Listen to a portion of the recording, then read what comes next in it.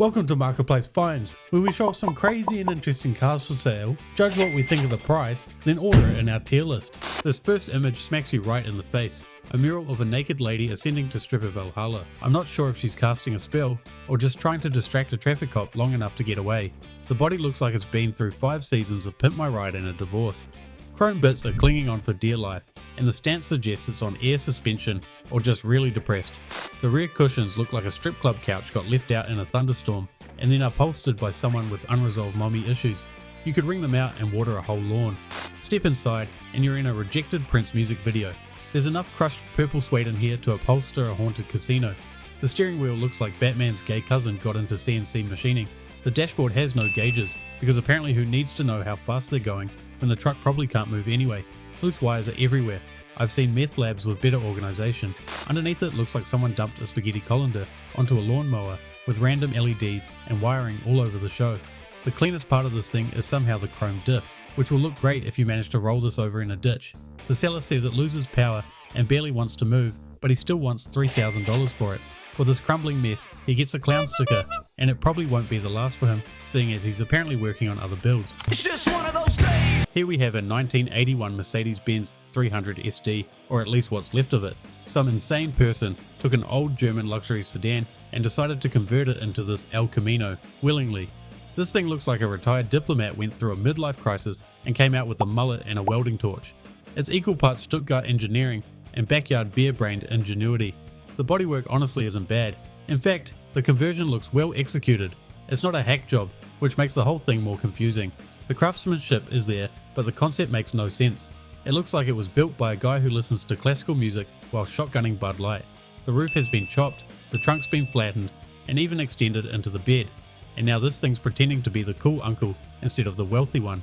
The interior is surprisingly clean, as the leather looks worn but still classy. The wood trim is holding on, and a quick vacuum and a leather conditioner would go a long way. This interior didn't ask for this life though. It was meant for suits, not straw bales. The owner states they just spent a few thousand on getting it running, and it still needs a lot of work, which is probably why there's no engine photo. I'm just so confused as to why someone would put this much time and effort into the conversion instead of buying an El Camino. Unfortunately, there was no real price listed, but we had to show it off. So let us know if you're just as confused as us. The owner of this Cougar cruiser says he doesn't want to sell it and probably needs the money to fight his multiple restraining orders. The paint changes colour like a mood ring depending on how hard the shame hits, but I actually kinda like it, and it's got a weird hood cut exposing an unreliable engine that is probably held together by zip ties. The front fender has a dent so deep from when the owner got rejected for the 50th time and had a crash out when he realised only guys still in high school were giving him compliments on his hatchback. Panty Patrol is stickered on the rear window, because nothing lands women like a hatchback with almost 300,000 miles. If you really want to land a Cougar, try buying a Prius and having a good credit score.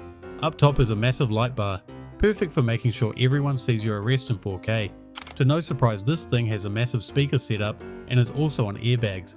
The back seat's been deleted to make room for enough subwoofers, because no Cougar can climb into the back seat without her back aching anyway.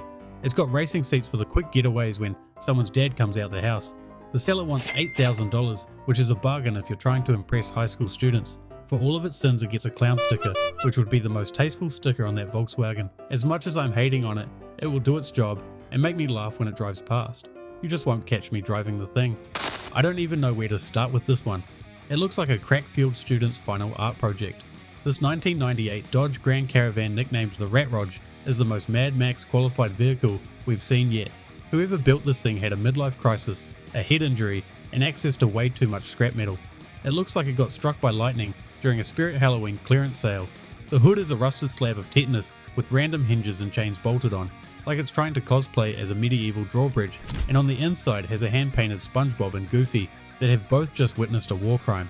The roof is stacked with a collection of demonic sculptures and jagged scrap metal that looks like the result of someone's manic episode. There's a hot tub with a working shower and a middle-aged schoolgirl that we're not sure if she comes with the vehicle. The seller has another photo with 2 girls sitting in lawn chairs, which we assume is the seller's attempt to convince you this ride will get you all the ladies. There's so much going on here, but your auntie, whose personality changed after she took too many mushrooms, is going to try convince you this is art. They want $14,500 for this.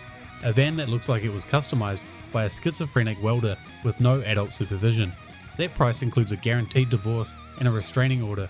The seller claims this thing has won many awards, so the owner can add another one to that list as I'm giving it a clown sticker. Behold the Grim Ripper. No, that's not someone's Xbox gamer tag from 2008, but a 1997 Lincoln that's been chopped, caged, and baptized in tire smoke. This thing looks like a Mad Max audition car that didn't make the final cut, but still showed up to the premiere. It's rocking a matte black body, bull horns up front, no back half, and police lights strapped to the roof like your cousin who got fired from mole security but kept the gear just in case. The look here is 50% demolition derby and 50% crack-powered cowboy cosplay. There's a hood scoop up front that might be functional, but odds are it just adds horsepower to the ego. The interior's got more raw metal than a Slipknot concert and an airbag delete for good measure. The carpet didn't make it, and there's so much exposed wiring, even a crackhead won't try steal it. It's got a mounted PA system and even a literal desk fan pointed at the driver. It's got a 4.6 V8 and the seller claims it shifts great, but even better is it has a fuel to exhaust kit so it can shoot flames. The seller states it's been all over YouTube, so we had a look and found this video of it doing a burnout with 300 views. The seller wants $2,900, which means the desk fan did its job and stopped all the tire smoke from melting the owner's brain. Behold the 1957 Grumman Step van, an aircraft grade UPS truck on air suspension that looks like it crash landed in a Lowe's parking lot. Grumman built fighter planes for the US Navy, but after World War II, they used their extra aluminum to make these rugged, lightweight working vehicles. Think of them as warplanes that traded dogfights for dog food deliveries. The originals don't look too different from this, keeping the same box shape with flat panels and the same front end, looking like a 1950s toaster. The headlights are tucked into vintage portholes, and the grille looks like it was borrowed from a child's sketchbook. This one has a bare metal finish, maybe in homage to its warplane grandfathers, but you might be wounded in action if you place a hand on it in the middle of summer. The owner has put it on airbags to lower it, however some actual airbags in the front might be more suitable, as this thing definitely lacks crumple zone technology. Inside you've got brown quilted seats straight out of a retro diner. The floor is diamond plate metal, which means you'll go deaf from the noise this thing makes going above 30 miles per hour. The old rusty fuel tank appears to be changed to a fuel cell, where your groceries would normally go, because nothing says functional van like a fire hazard one rear end away from ignition. The seller is looking for a huge $55,000 for this fridge on wheels. That's right, $55,000, which is well overpriced compared to other ones we've seen for sale. You ever stare at a truck so long it starts staring back? This is a 1982 Chevy square body that looks like it was painted by 3 different artists. The paint job looks like someone tried to combine a NASCAR flag and Guy Fieri's soul in one truck. The tailgate proudly screams, "Cock of the Rock," like it's headlining a monster truck rally and a dive bar wet t-shirt contest. The hood has a confusing graphic illusion that looks like the art is trying to escape from the truck itself. Every panel on this truck is fighting for attention. The hood opens forward and has a mirror on the underside to show off the beast of a 454 Chevy big block inside. This truck has more torque than common sense, and with that engine, I'm sure you could get up to no good. The inside is surprisingly tidy, especially considering the exterior looks like Kid Rock's brain on vinyl wrap. The bench seat is cleaner than expected, and the weird in seat cup holders are always funny to see.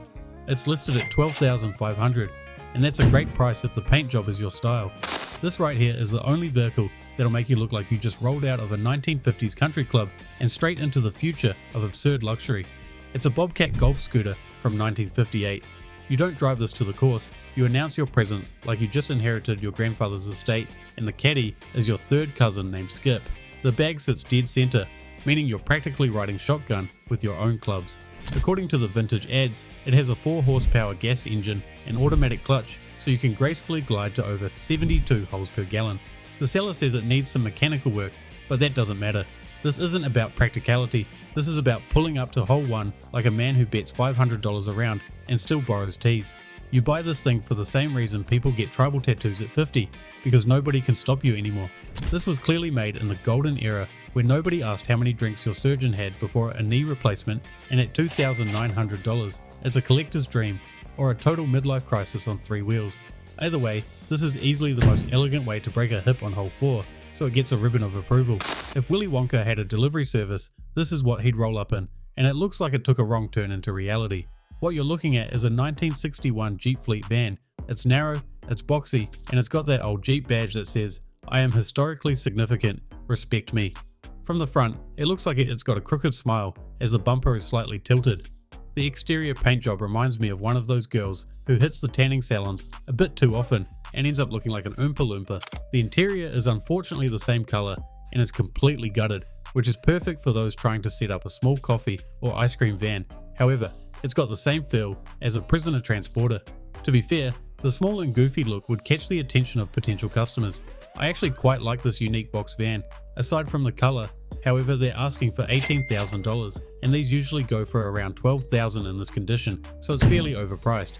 This one's just a little bonus as the photos are terrible, but as you can see, we've got a 2004 Ford Mustang that's got worse bodywork than a botched BBL. It looks like someone left their 4-year-old kid alone with an orbital sander and then tried to cover it using some house paint. But that's not even the most insane part, as we move on to the only other photos we were given, where you can see the shifter looks like a mechanical octopus made from zip ties, a Monster Energy can, and hopes and dreams. That's right, someone put the most janky looking nitro setup on this V6 Mustang. Yes, it's a V6, so you know some poor kid is sick of getting destroyed by anything with over 200 horsepower, so they built this from what looks to be spare parts from a Harbor Freight dumpster fire. If you hate your life, it can be yours for $5,000, which is of course an absolute ripoff, and I highly doubt this will go another 1,000 miles before blowing up. Here's how the final tier list ended up. Let us know what we got right, what we got wrong, and if there's anything you'd change around. Otherwise, thanks for watching, make sure to subscribe and follow us on Instagram. Otherwise, I'll see you in the next episode.